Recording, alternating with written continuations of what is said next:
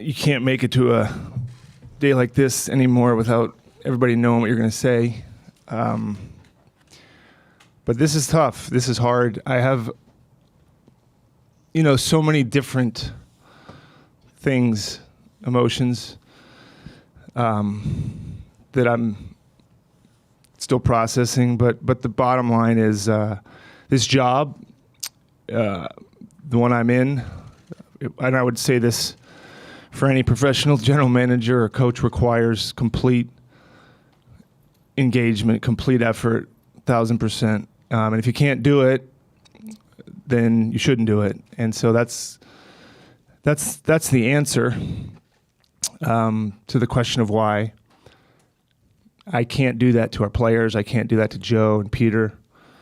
Really, I can't do it to myself. And that's a question I've been wrestling with. Appreciate your patience, letting me make that decision, everybody in this room. I've only known how to do things one way my whole life, is kind of all the way. And it doesn't feel right to do something when I can't give it everything. And that's what it takes to do what we've done over the last, for me, 12 years. I have a tremendous amount of respect for everyone within the Warriors, especially Joe and Peter. Joe, you gave me an opportunity to work for this organization. Nobody else did. I was just an agent, a young agent that hadn't done a ton, and got hired by what at the time was, I think, the most expensive purchase of an NBA team. Pretty gutsy call on Joe and Peter's part. I think about those memories of the brand new, trying to figure it out days. Joe was a new owner. I was a new GM. Kirk was there, and people like Raymond and Brandon and Larry Riley teaching me in my first year patience. I kind of wanted to come in and thought, like a lot of people, you can figure it out, and learn quickly the humbling part of the job. But he accepted me. Guys like Travis Schlenk, Larry Harris, people that were there before me. Larry was a GM. I knew Larry when I was an agent. He's a great friend today and always will be. Travis. It's really the people that you do it with. But those people, the original people that were there, there's a special place back in Oakland for all of us when it began, and it's hard to go back that far because so much has happened. When Joe hired Jerry, I knew Jerry, and getting to work with him was a joy. One of the best things I've ever gotten to do. Learning from him, but mostly just getting to know him. What an amazing guy. Forget about the basketball side of him, just as a person. And Joe and I getting to know him and sharing his energy and passion. It's hard to watch a game with Jerry because he's competitive. But I passed that on to Kirk and some other people. A few years in, I said, he's too much to watch a game with. Rick Welts also was one of the originals. What a decent man. What a great leader. Helped shepherd the business side into what it is today. All great people. Joe and Peter have done a tremendous job. And I would like to think I'm evidence of how good they are at hiring great people and letting them do their job. Mark Jackson was my first coach, and Mark was so right for the time. He was what we needed. We needed confidence. Our players needed it. Our organization needed it, and he brought it in only the way that he could, and got us to start believing in ourselves, and that's an important thing, and he brought that confidence and leadership. And as I think about making the playoffs, was such a huge thing for the Warriors, and I think that was 2012, my first year as GM. then beating Denver. I remember going to that Denver series just thinking, I hope we don't get swept. Just hope we don't get swept. And obviously winning the series and playing the Spurs was the beginning of all of it. It was the beginning of this. And the players were showing us the way and leading us and guiding us. And then Steve came along, and oh boy, you know, what a guy. What a once-in-a-lifetime friendship, once-in-a-lifetime person who is such a, I mean, he's a fantastic coach. He's an all-time top Hall of Fame coach, but you know, you can go through a whole life and not meet people like that, not make friendships like that. It's super rare. Most GMs and coaches don't like each other. And I can see why. It's pretty set up to fail. Your fault. No, it's your fault. No, you're doing it wrong. You should play these guys. No, you got me the wrong players. It's so set up to fail. But he, you know, winning a championship in 15 with him, you know, when Steve's in the room, it just makes you feel better about the room. He has the way of doing that. You've all been in here with him so many times, and he has a calming presence. He's got, like I said, decency, a humanity that is rare, and also is a fantastic coach and has led this organization for, I think, 9 years and will continue to lead this organization. The players, what can you say? They're the reason that I've loved it so much. They're the reason for the success. I got a chance to talk to most of them, most of the key guys. You know, some people say the GMs shouldn't be, you don't get close to the players because you might have to cut them, or you might get emotional and you not pay them or whatever it is. I kind of push back and go, what is the point of any job if you don't like and build relationships with who do you go to work with? What is the point? Some would say to win. Okay. But who are you doing that with? And what happens after that? And so, I mean, Steph Curry is just, you can't even begin to, you can't overstate who he is. When I talked to him, it's so rare of somebody of his caliber to be who he is. And I think people know him for what he does, but how lucky is this organization to have him as its leader? And for me to get to watch him be that guy for my whole time here, what a gift to me. And that's one I could never repay, ever. But it's great that he's staying. It's great that he's here. I mean, Draymond, you know, we've been through a lot too, from watching games with, you know, the game in the finals, when he got suspended, to all the conversations that no one knows about. Clay, I remember with Larry Island, I met with him at Scott's Seafood over in Oakland, and he could barely talk in his rookie kind of get to know you tryout with us. And now look at him. He's very comfortable in his own skin, and 4 championships later. And Iguodala, who took about 3 years to get to know because he doesn't trust anybody. But what a unique leader. He was a huge part of that first championship. And to watch Looney become who he is, just wonderful people that have graced this organization and will be remembered kind of forever. Durant called me today. He's in Monaco. You know, what he did for us, showing up here, knowing what he would hear about when he made that decision, for him to have that courage. I remember Joe and I were on the phone with him right before he decided, and you could tell he knew what might be coming down his road if he came to us. And for him to do it and to completely deliver on everything that you would want, 2 finals MVPs, 3 in a row championships, taking us to the finals, 3 finals appearances, but 2 championships. What a talent. What a great, if you like basketball, watching him and Steph and these guys play, I mean, that was, I'd do that for free. Sean came to work with us.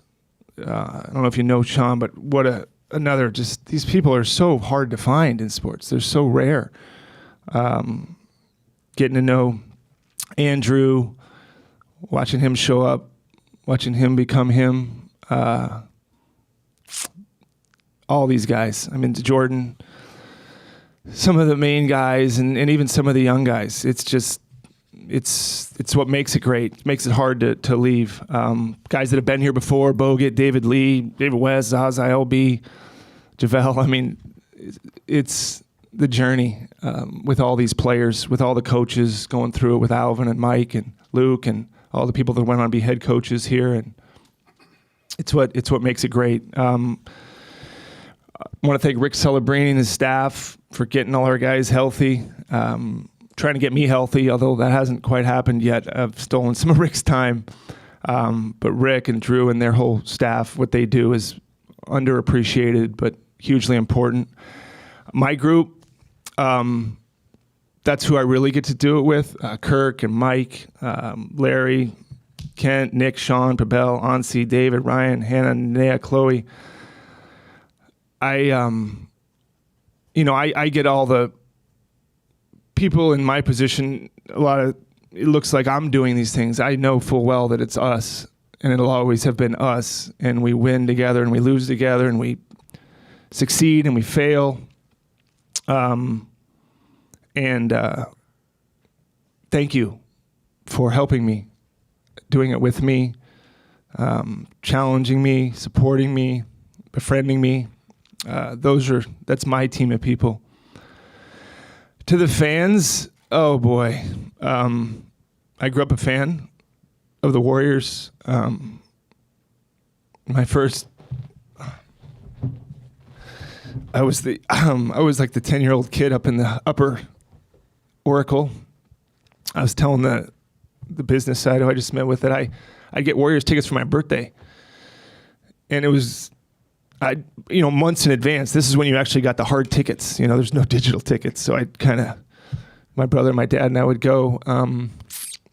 And I was born in 75, and that was the last championship. And to feel like I helped give this fan base and this community, did my part, not perfectly, but as best I could, to get some more of those things. And Joe said it when he got hired, or not hired. Joe didn't get hired when he bought the team. Yeah. They were going to have more of those. And I remember looking at that thinking, how the Warriors aren't very, how are you going to do that? And boy, did he do it. And it's crazy to see those 4 new ones up there and where the organization has come. But I'm so thankful. I wish, part of me wishes I could have been a fan during it all. I might have enjoyed it more, and I hate saying that, but I might have, sitting up there in the upper deck or wherever I was sitting. But wow, the people that I see on the streets, the people I see in the airports, very kind fan base. And we haven't gotten everything right. I did get yelled at a few times about we didn't sign a big man at the buyout. It's not as easy as everyone thinks. We do like big guys, contrary to popular belief. Joe especially likes size. He'll tell you himself. But thank you for your support. Thank you for your passion, understanding that we're human. We try harder than you can even imagine to give you what you deserve. I wake up at 3 in the morning. I've woken up at 3 in the morning way too many times for a job. But as you all may know, it's more than a job. And that's why I love it. And that's why it's hard to leave it. Lastly, before I take questions, I want to thank my wife and my daughters for getting on this train with me It's a fast one, and once you're on it, you're on it. And being there with me in a crazy kind of awesome way. I tell my daughters, I would have done anything to be in a Warriors parade, and they've gotten to be in 4. Well, one of them has, and one of them I forget, but they've done enough. They've gotten enough success. But thank you for you, and always reminding me that you're when I work, you take care of the kids, and that is I couldn't do my job if you didn't do yours, and that means a lot to me, and it's a lot of sacrifice.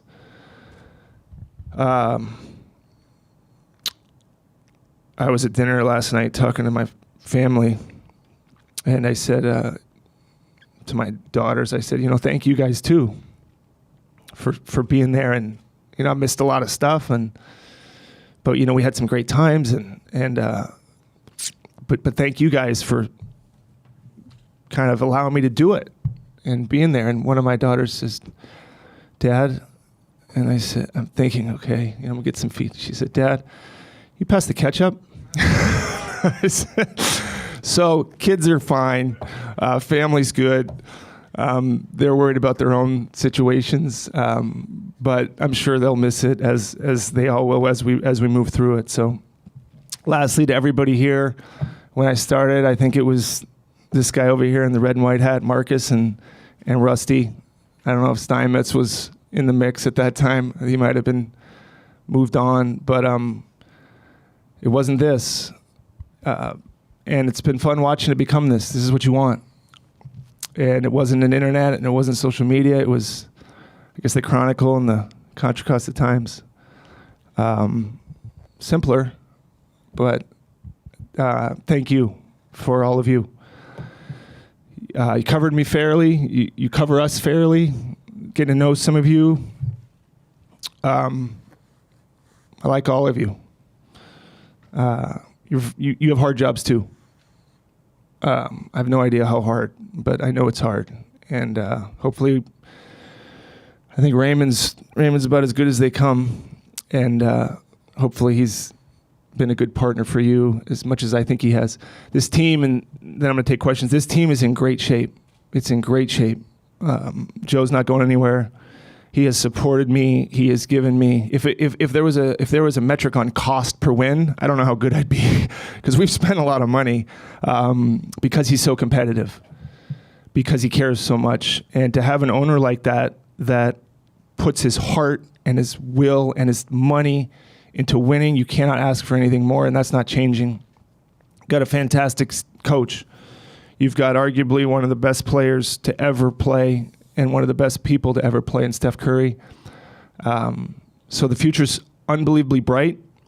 I know that some people have said I'm leaving because there's a lot of big decisions. Well, it's been a lot worse than this. There's been a lot harder summers than this when we started and in the past. So I have great confidence in what's to come and have no doubt that much success will still be forthcoming. So sorry I went all over the place, but that's it. I'll answer any questions you have. Hey, Bob. It's so clear that this is a heartfelt decision, and when you describe the job that requires complete engagement, could you share a little bit of the timeline about when you first started considering a departure? When did those feelings get really real, and would you describe this as a family decision? Well, every decision is a family decision, but I know it's been my wife's. If I stayed, she support me. My family would support me.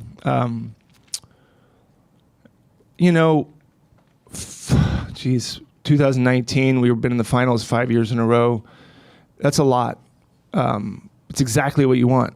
It's exactly what you do it for. And I had to figure out then what was left. Finals take a lot out of you. Some of you have covered us for the finals. So for 4 years ago, I thought, can I keep doing this? And how can I keep doing it?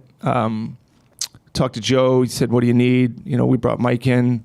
I've got a tremendous amount. It's only because of the help I've had over the last 4 years. But you think about it. I've thought about it, Kareth. But really, I wanted to go through this season, just focus on the season. And then when the season ended, I started thinking, do I have what is required to do it the way I know it needs to be done? And it's a personal thing, right? And so for me, it was just, it's hard because it's so public. I don't love it that it's so public, but I get why it is. I would just wish you could leave a job like most people. And your reasons are your reasons.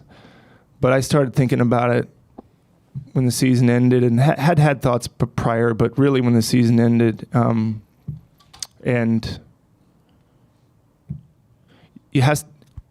people can do it however they want. And I have great respect for every GM in any sport. They do it however they want. I know how I have to do it, and if I can't do it that way, I can't do it. Bob, you know how hard this is for you, but what's the hardest part of coming to this decision, knowing how close you are to the guys and everything? Monty, the hardest part is I love the people at my work, and I won't get to see them as much, and I won't get to help them as much as I can. That's a tough thing, but I also know that they deserve the parts of me that I got to be able to give, but it'll be the people. I guess I'm probably semi-addicted to the competitiveness, maybe more than I think. This is an intoxicating thing. I will probably have a hard time with it. Games become part of your life. Coming to games, road games are on TV, you feel it, you wake up in the morning. The competitiveness, there's nothing like it. It's just high stakes. So I'll miss that because you can't really find that. It's a hard thing to find. It's a tough thing to live in, but there's an awesomeness to the competition at the highest level, and to compete in the finals and do all those things. I'll miss watching games. I'll miss going to games. I love basketball. I love it. It's my first love. Being this close, watching Curry warm up, being with Steve, being with my group, battling it out with Joe on the wrong thing. Those are just, it's a constant thing, and I don't know how I'm going to do. But there's a lot of things I'm going to miss, and I'm sure I'll find those things out as time passes. You mentioned, the organization's in great shape. You mentioned Joe, Steve, and Steph. You do leave a void, obviously. How do you expect that to be filled? Obviously, you have a stable of people under you. Just what type of shape do you think the front office generally is in? I think it's in fantastic shape. I get more credit than I deserve. There's people that work with me that deserve more credit and are going to get a chance to do more. They've already done more than people probably know. That's the great thing about this, in that it's a team. It's not me that does all these things by myself. It's my group, and they're tremendous, and they deserve more attention and credit than they've ever gotten. Joe will probably answer the next thing, and whatever that is will be with my full support. I end on June 30th. I'll help out whenever way makes sense for everybody. But like I said, Joe, he's sitting right here. I wouldn't have hired me 12 years ago. Why would he hire me? I was an agent. He bought this big purchase. He could have hired probably anybody, and he hired me. So he's good at this. He got Rick Welts, brought in Jerry, Steve. This franchise it's one of the best franchises in the world, and it's his. So whatever decision he wants to go with will be a good one.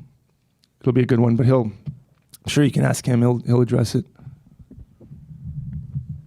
Hey, Bob, you talked about Steph, Draymond, Klay Thompson, guys that you've been attached to as much as anyone in this organization. What was it like telling them that you were going to leave, and what was that conversation like, and how did that feel for you?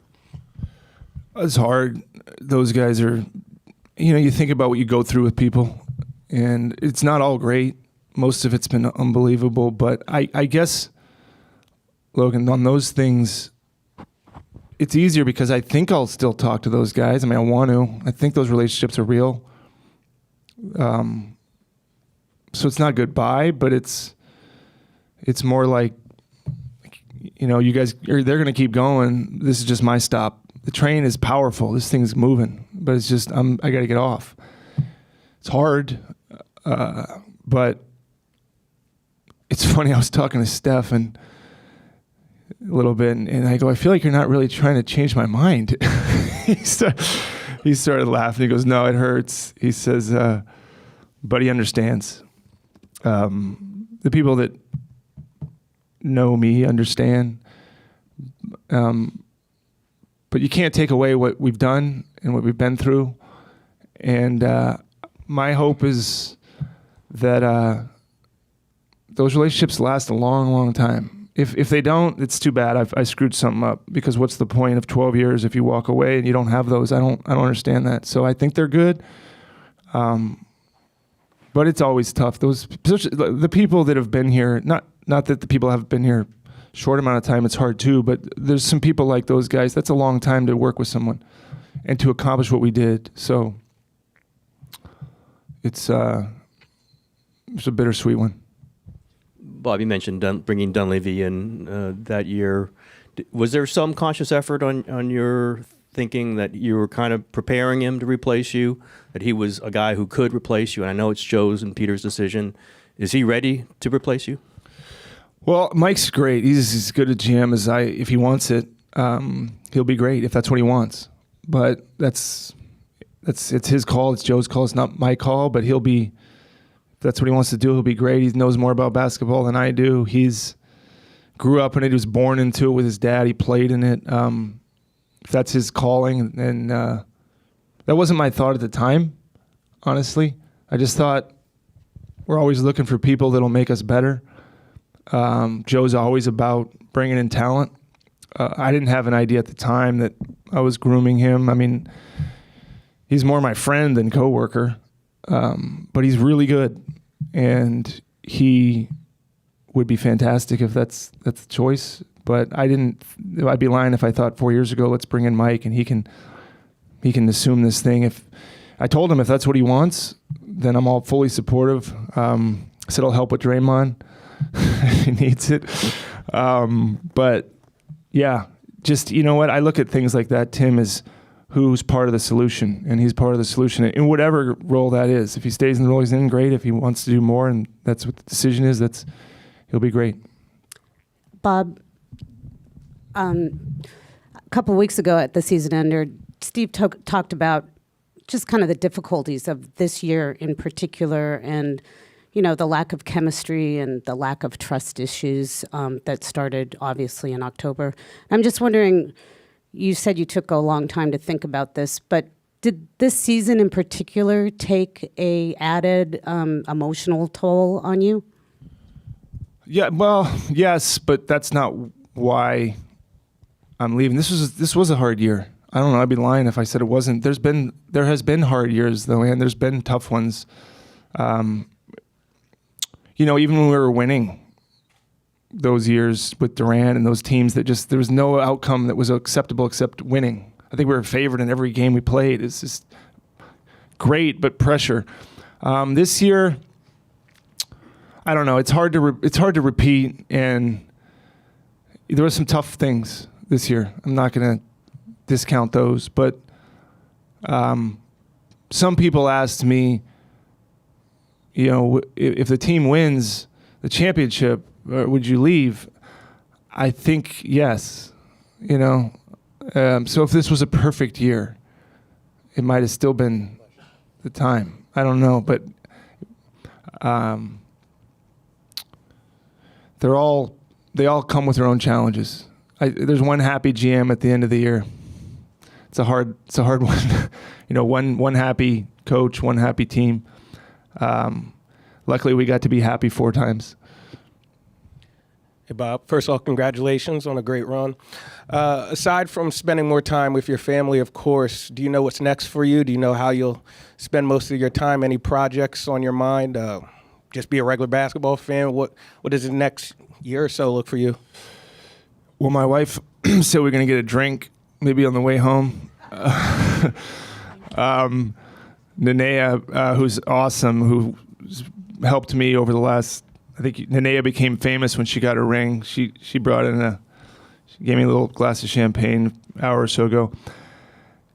I don't need to know that. I don't know that answer, and I guess I don't need to know that answer. I'm in a narrow lane. Because I love basketball so much. But I don't know. I've never really stopped going. I went right from an agent to this. I went to law school at night after college. I've just my whole life it's been like, maybe it'll be good for me to sit still. I don't know how good I'll be at it, but I've actually never done it, and maybe figure some things out. And I don't know what's coming. Bob, hey Bob. Jason kind of touched on what I was going to ask you, but some of the activities you mentioned that you've missed with your girls. What are some of those? And might you become a youth coach or anything? Are they having, I don't know, piano recitals or things that you're going to do to maybe fill some of that void? Yeah, look, I make a lot of things, Janie. I try. I think what'll be different is sometimes it's not about showing up. It's about being present. So I can physically be there. I'm physically there as much as I can be, as much as any GM can be. But there's a mental part. Like when our games are going on, you're thinking about that. I tried to be my oldest daughter's kindergarten basketball coach. It did not work well. It's going to be tough for me because I love my family, but it's very hard to move out of this kind of hyper-competitive world. But I don't know. I mean, I think I'll sit with that and see. And I love my kids. I love my wife. That's never going to change. But I don't think I'm done working. I'm going to do something. But they're great. I'm lucky.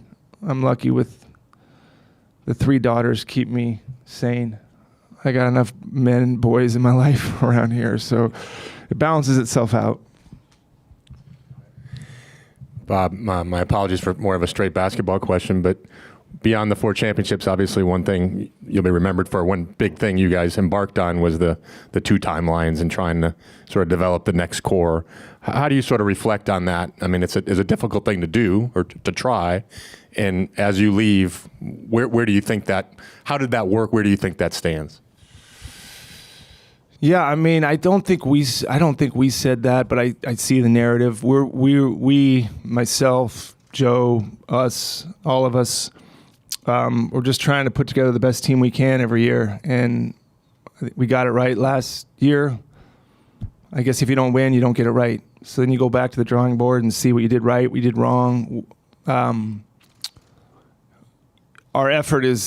effort of this organization is first class. The desire to win is pure, but the beauty of and what makes this job so fun, Ron, is you get to try again.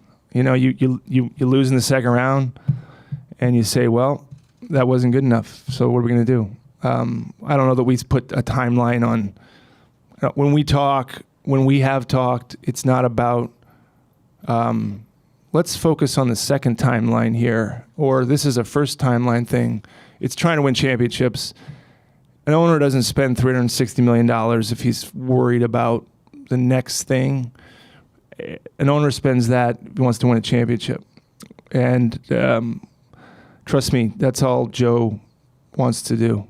And I know it's been, what last thing before he comes up, this wasn't about money. I just want to make that clear. It's not about money. I make plenty of money. I got offered plenty of money. So thank you for that. I know you're going to come up here now. Hi,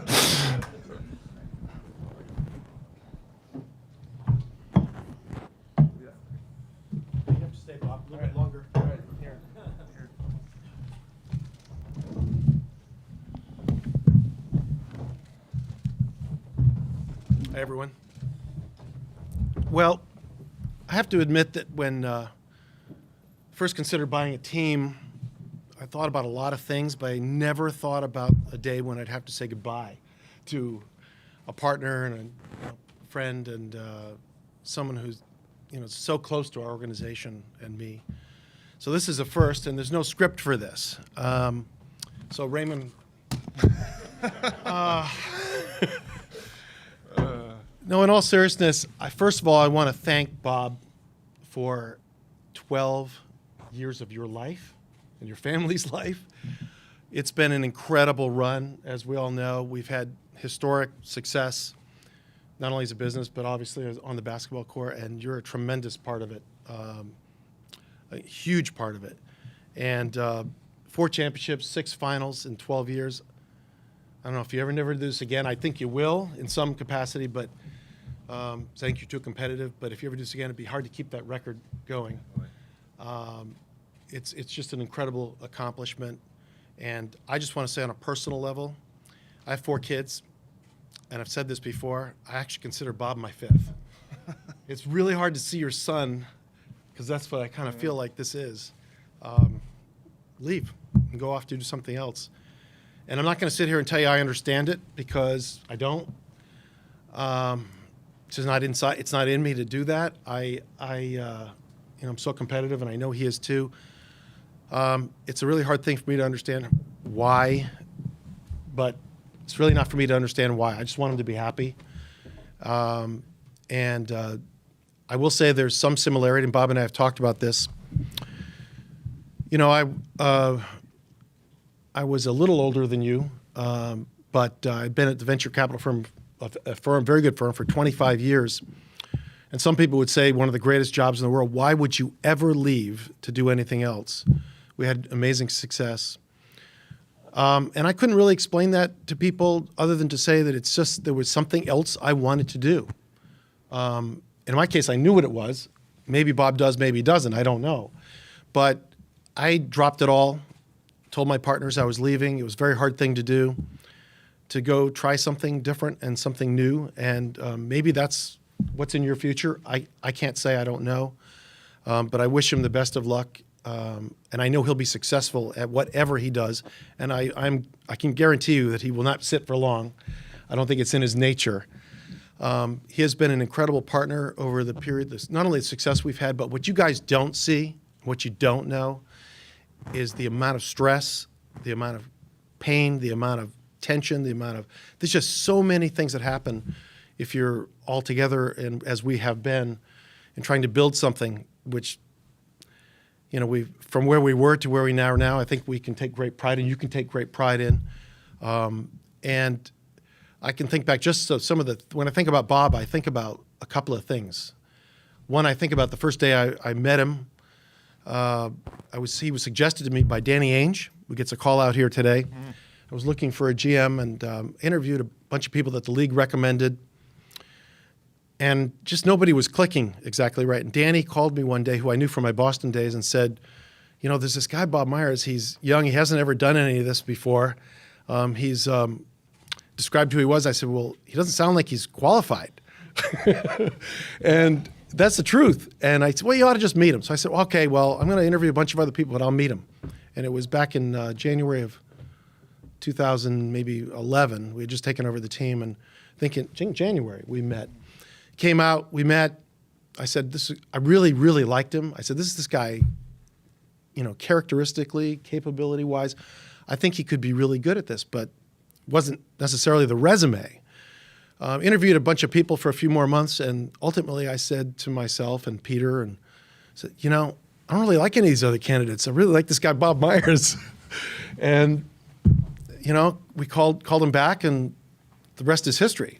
It's a pretty amazing story. So that's one thing I think about. Another thing I think about, which was an incredible thing, is when we were doing the Andre Iguodala acquisition, It was so hard because we had, as I recall, and I don't remember all the details now, we had to shed a bunch of money, and it was hard to be able to bring him on. And I remember I was on vacation, or I call it vacation, but up in Montana, and I was on with Bob all the time, like all day, all night, just constantly. How are we going to get this done? He worked so hard to get that deal. People could never understand how difficult that was. It didn't seem like a lot, right? But just to get that guy, turned out to be a very important person in the history of this franchise and the success we've had. So he's an incredibly diligent and hard worker, which I will always remember and respect. I mean, just insanely so. So I remember that. The next one I remember, the great moment, was Kevin Durant. You know, we lost that horrible series in 2016, up 3-1. It's hard to even think about it or talk about it, to be honest with you. And I won't say a lot other than Bob Myers was on the job pretty fast. And, it all worked out. It would not have happened. We would not have had those next 2 championships if Bob hadn't done what he did and working incredibly difficult. He was the key guy. It was his idea and his execution. And yes, a lot of other people had a lot to do with it in the organization. It's always a we thing. But it wouldn't have happened without Bob. And so we owe him that. That was something I think about as well. And I guess I also think about, the 2019, more heartbreak. How difficult that was to see 2 of our greatest players in consecutive games go down, and how Bob dealt with that and the humanity with which he approached it. It's just incredible. I can't even describe to you or try to put it into words, but it's just so vivid for me, in terms of remembering it. So, and I could go on and on and on. The things that weren't done, the trades that weren't done, which were incredible amount of time and diligence and effort and so on. I just think we have a great organization, and it was Bob was a central part of it over the last 12 years. We're going to miss him incredibly, and I wish him all the success in the world, and whatever he decides to do. And who knows, maybe he'll be back with us at some point in the future. I'm not going to give up that easily. He may think so, but I'm not.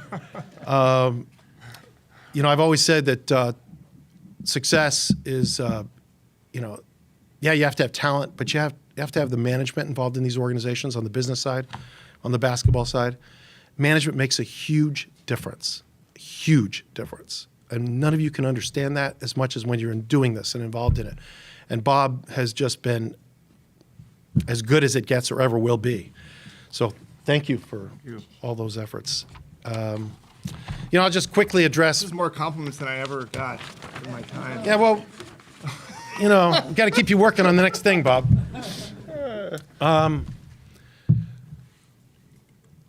What's next? Bob addressed it, and I think he addressed it well, and I'm sure you'll ask a couple of questions, but look, we have a great organization. We believe in bench strength. Some may think we don't, based on they criticized our bench on the court sometimes, but we do believe in bench strength, and within this organization, we have a lot of bench strength, and we have a lot of people that are really good at their jobs, and that we're constantly training for situations like this. You can't always achieve it, but Bob has trained some great people in his organization, and I think they'll play a great role going forward. I'm not going to say what we're doing yet because I don't know what we're doing yet. I only learned of this decision this morning, and while we've been thinking about the possibility of it happening, certainly knew it was a possibility, although I didn't want to admit that was really a possibility to myself. It was a possibility, and so we've thought about it, but it's not going to be something that we rush into. We'll get it done when we get it done. We'll make the right decision for the organization, and hopefully move forward.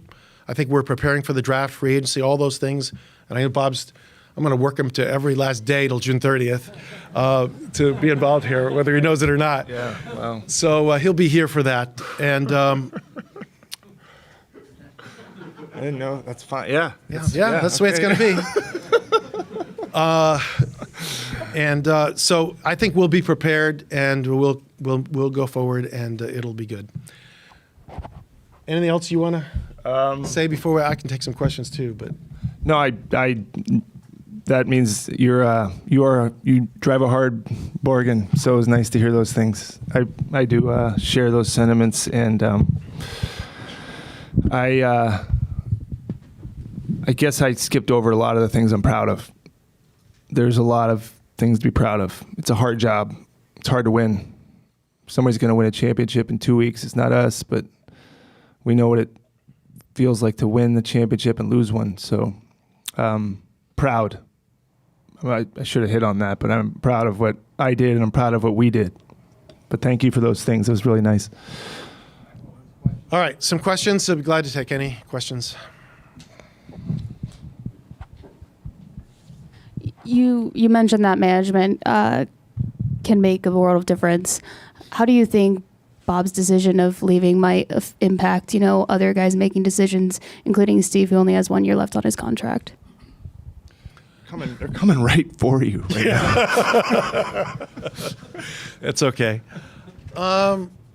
Look, I think Bob is. We've all, one thing that's great about this organization and all organizations that achieve greatness is that they have great continuity. You look at Miami, who's in the finals last night. Great continuity over many years. Same thing with this organization. We have 3 players that have been here, other than Udonis Haslem, I think the 3 longest tenured players in the league. Bob, 12 years, maybe the longest tenured GM ever in the Warriors. Is that true, Raymond? Yeah, or tied. Steve Kerr's been here 9 years. We're all about continuity. We've been working together a long time. I mean, we kind of know how each of us think. I think it's going to be hard to adjust to know Bob, but we'll figure out a way to do it. And I don't know if that answers your question. Yeah, the new CBA has a lot of restrictive rules that may not be directly aimed at you guys, but will impact you guys pretty heavily. How do you view that changing or not changing your future plans on roster? I'm not going to comment on the roster very much because the truth is we have a lot of work to do, obviously, and we have time. We have until the draft and free agency, which is a month away or so. So we're going to win no matter what. I don't care what the rules are. We are going to figure out a way to do it. That's what good organizations do. They figure out a way to win the game. And our game is to win games and to win championships. And when we came here, this ownership group 13 years ago, we made a ridiculous proclamation about winning within 5 years. And of course, somehow we managed to do it, all of us, players and everybody involved. And we've continued to win. And look, the rules will change in the game, but we'll continue to do that. We're going to work really hard to do it. And I think we have really smart people, and we'll do it. As you consider a new GM and the culture fit and all those types of things, what should the new person know about your involvement with the team day to day, your enthusiasm for basketball, and what it's like to work with you? I guess they can go talk to Bob and see what that's like. I think there are a lot of misconceptions. I'm involved as an owner, and Peter's involved, but I think you should be involved if you want to be successful. I think this idea that somehow you should stay out of the way is ridiculous. No good business runs that way. Whoever's in charge is involved, and they know what's going on. Now, you hire great people like this guy, and you let them make the calls, and you don't get in their way. You let them do their job. So that's a basic tenet of what we do. But as long as I'm involved in ownership, I'm going to be involved in the organization. Sometimes there are ultimate calls that have to be made, and the buck stops here, as they say, so you have to do that. But I haven't really had to do that very much because I've had great people like Bob Myers and Brandon Schneider and Rick Welts before that and Steve Kerr, and these guys know what they're doing, and they're great. They've been great at their jobs. Joe, you just talked about continuity, but this is going to be the first draft that you've had under your tenure where you don't have a long-term GM in place. How do you approach the draft under those circumstances, and when do you think that you're going to make a decision on who is going to replace him? I'm gonna I'm not going to box myself in here, to be honest and open about this. We really just learned about this when you learned about it this morning. I mean, I was always hopeful that Bob would continue on, that somehow he was joking, but he wasn't. So, obviously I've thought about it. We've got some ideas. We'll make a decision as soon as we can, but I want to make sure that we make the right decision. And, if it happens in a week, great. If it happens in a month, great. We'll make that decision through a natural course, have the right process.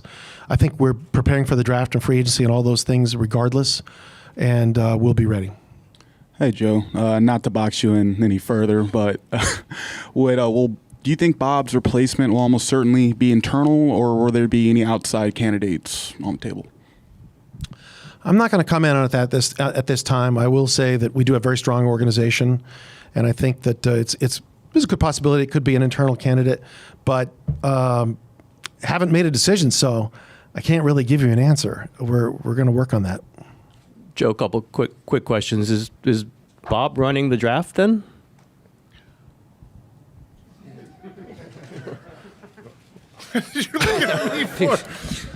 Tim, I wasn't very good at that anyway, so.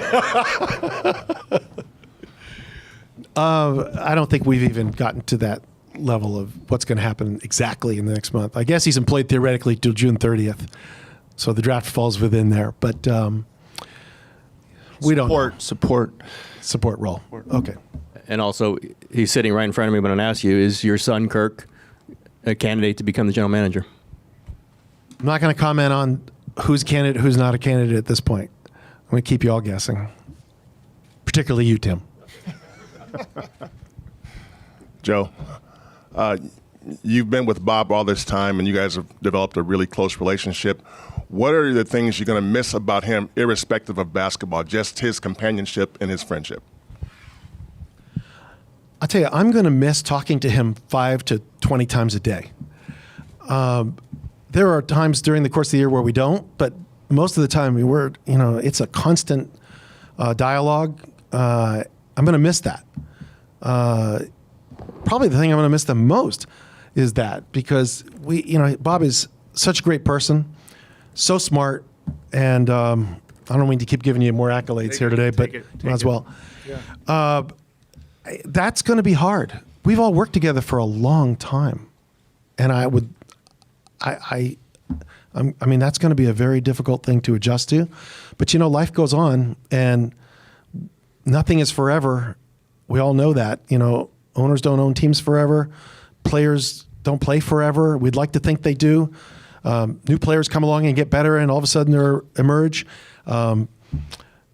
Maybe Bob has something else great in his future that he wants to do.